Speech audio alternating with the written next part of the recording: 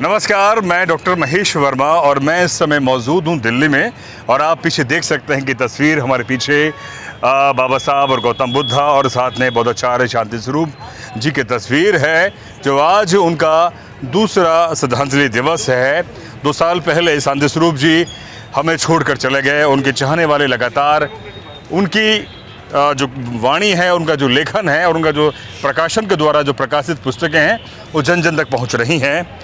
आज जो पूरा एक शांति पाठ था, उसी पर हज़ारों की संख्या में यहाँ पर लोग आए और लोगों ने अपने विचार व्यक्त किए और शांति स्वरूप जी के जीवन के बारे में भी अपनी भावनाएं व्यक्त की।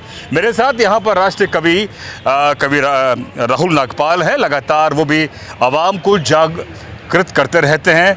राहुल जी, मौजूदा हालात में क्या आपको लग रहा है कि आज शांति स्वरूप जी होते हमारे बीच में तो उनकी क्या वाणी होती?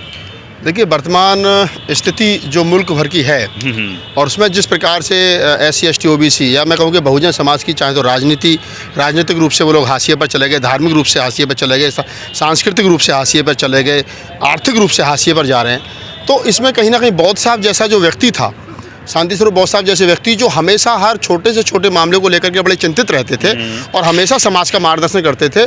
मुझे लगता है कि उनका इस समय होना, ऐसे पुरखे का होना वर्तमान स्थिति में बड़ा मैं समझता हूँ कि बहुत ज़रूरी है। और वो अगर होते तो कहीं ना कहीं ये ज़रूर कहते कि बताते कि इस रास्ते से कैसे निकला जाएगा, इस ये जो स्थिति बन रही है, ये जो परिस्थिति बन रही है, इस परिस्थितियों को कैसे तोड़ करके बाहर निकला जाएगा। तो शांत साहब जैसे लोग या शांत साहब अगर होते तो वो हमें एक बेहतर रास्ता सुझा सकते थे। जो हम तमाम जो युवा हैं या जो हमारे और अन्य सीनियर साथी हैं, जो प्रबुद्ध लोग हैं, वो ये सोच रहे हैं वो कि अब इस रास्ते से निकला, इस भंवर से कैसे निकला जाए।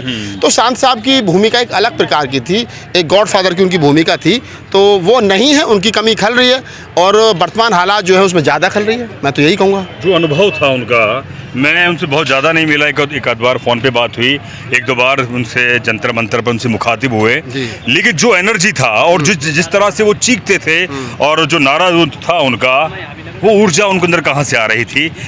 देखिए, वो शुरू से मैं लगभग पिछले 25-30 साल से मैं उनको जानता था। मेरे साथ उनका गुरु शिष्य वाला संबंध तो था ही था, लेकिन वो रिश्ते में मेरे बहनों भी लगते थे। अच्छा। मेरी जो उनकी मिसेज हैं प्रेमलता गौतम, वो मेरी बुआ की लड़की हैं। अच्छा। तो मेरे एक पारिवारिक रिलेशन भी उनके साथ था, लेकिन वो सेकेंडरी था। पहला जो मेरा रिलेशन था वो उनका गुरु और शिष्य वाला था। तब भी मैं कहीं साहित्यिक भाषा में अटक जाता था, कविता के लेखन में हम कहीं अटक जाते थे, तो उनसे पूछते थे इसका पर्यायवाची क्या हो सकता है, शब्द की जगह हम क्या यूज कर सकते हैं। तो उनके अंदर जो रात भर बैठ के पढ़ने की बहुत सारी जिज्ञासा आदमी को आगे बढ़ाती है, तो उनके अंदर जिज्ञासा बहुत ज़्यादा थी। वो बहुत सारे लेखकों को पढ़ते थे, लेखकों को, बड़े अच्छे पाठक थे और बहुत को लेखक बना दिया। कहते हैं ना कि अगर आपको अच्छा लेखक बनना तो अच्छा पाठक होना बहुत ज़रूरी है, अगर आपको अच्छा वक्ता बनना है तो अच्छा श्रोता होना बहुत ज़रूरी है। तो शांत साहब बहुत अच्छे श्रोता थे, इसलिए वो बहुत अच्छे वक्ता थे। शांत साहब बहुत अच्छे पाठक थे, इसलिए बहुत अच्छे क्या नाम है, लेखक थे। तो शांत साहब के बारे में जितनी बातें कही जाएँ वो कम है। शांत साहब, हम कहें कि शांत साहब एक पहले व्यक्ति ऐसे हैं देश में कि जिनके परिनिर्वाण के बाद में, जिनके जाने के बाद में अगर अखिलेश यादव ने ट्वीट करके अपनी संवेदनाएं व्यक्त की तो बहन कुमारी मायावती जी ने भी की, 2 पूर्व मुख्यमंत्रियों ने की, और बहुत सारे नेता पक्ष विपक्ष हैं जो सरकार के विपक्ष में बैठे हैं, जो शांत साहब के जिनके साथ बहुत अच्छे संबंध रहे, वो तमाम लोग, चाहे मल्लिकार्जुन खड़गे साहब हो, चाहे रामविलास पासवान हो, चाहे और बहुत सारे लोग हों जो बुद्धिज्म से संबंध रहे, जो शांत साहब की किताबों की, शांत साहब की लेखनी के कायल थे, उनके भाषण के कायल थे, वो शांत साहब के ना रहने पर उनको सबने, उनके परिवार को, पूरे मूवमेंट के लोगों ने उनको जो है वो एक तरीके अपनी संवेदना दी। तो शांत साहब एक बड़ा व्यक्तित्व थे। और आज देखेंगे कि कोरोना अगर नहीं होता और शांत साहब की डेथ इन दिनों में काश हुई होती, जब कोरोना नहीं होता, तो लाखों लोग उनकी पीछे, हमारे जैसे लाखों लोग उनके पीछे चलने में शायद अपने आप को गौरवान्वित महसूस करते। लेकिन उस काल ऐसा था, वो समय ऐसा था कि डेड बॉडी भी घर वालों को हैंड ओवर नहीं की गई। डॉक्टर्स आए और उन्होंने वो जिस प्रकार से उसका जो है वो अंतिम संस्कार किया, तो वो बड़ा दुखद था। उसके बाद में शांत साहब के जाने के बाद में दूसरा साल आया, तब भी कोरोना था।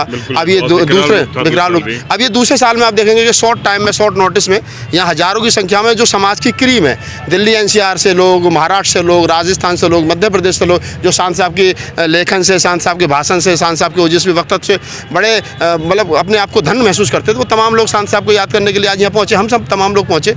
तो मैं यही कहूँगा कि शांत साहब जैसा व्यक्ति निकट भविष्य में हमको दिख नहीं रहा कि इस कमी को कोई भर पाएगा, इस जगह को कोई भर पाएगा, और मुझे तो दूर तक भी नहीं दिख रहा। शांत साहब जितनी उम्र जिए, जिंदा दिली के साथ जिए, और वो इतना कर गए कि हमें नहीं लगता कि कोई असाधारण आदमी 4 जन्म में भी उतना कर पाएगा।